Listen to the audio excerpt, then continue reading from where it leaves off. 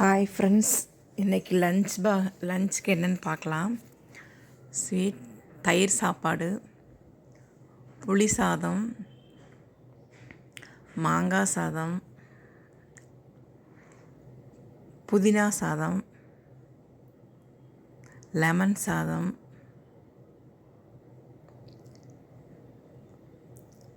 தொட்டுக்க முட்டை கிரேவி, மீன் வறுவல், மாம்பழம், மல்லித்தலை சட்னி.